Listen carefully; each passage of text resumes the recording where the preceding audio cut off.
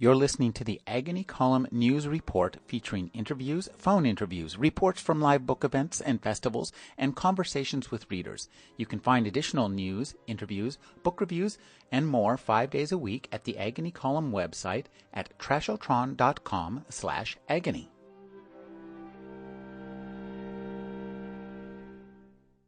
The Filipino guerrillas were all but finished, but not U.S. opponents of the war.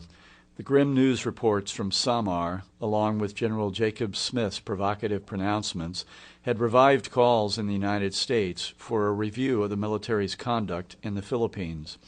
The usual suspects at the Anti-Imperialist League, along with best-selling author Mark Twain, continued to crank out pamphlets and books denouncing America's actions in the islands. On Capitol Hill, the Philippines still stirred passions like no other issue. An ongoing Senate debate over a tariff bill for the islands had become the latest pretext for Democrats and Republicans to reprise their arguments over duty and national honor. The prospect of an even more riveting drama now loomed, for Republican Senator George Frisbee Hoar had goaded the President and Senator Henry Cabot Lodge into holding hearings that would examine alleged U.S. abuses in the islands. Now, as they prepared to receive the nation's military officers in the White House Blue Room, Roosevelt and Root could only hope that any damaging revelations could be contained behind the closed doors of the Senate committee hearings set to get underway the following morning.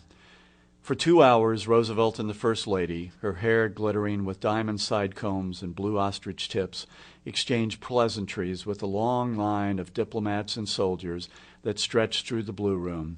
As the procession filed past the President, General Miles commanded his own crowd of well-wishers.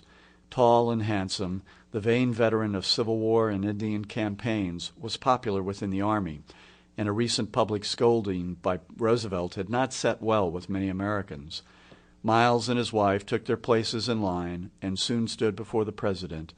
As countless eyes looked on, the recent antagonists smiled and exchanged cordial greetings. It was all for show. The contempt that Roosevelt and his Army commander held for each other was deep and unbridled, and it was about to explode into open conflict over the issue of U.S. military abuses in the Philippines. Gregg Jones is a Pulitzer Prize finalist whose work has appeared in the Los Angeles Times, the Washington Post, and other papers.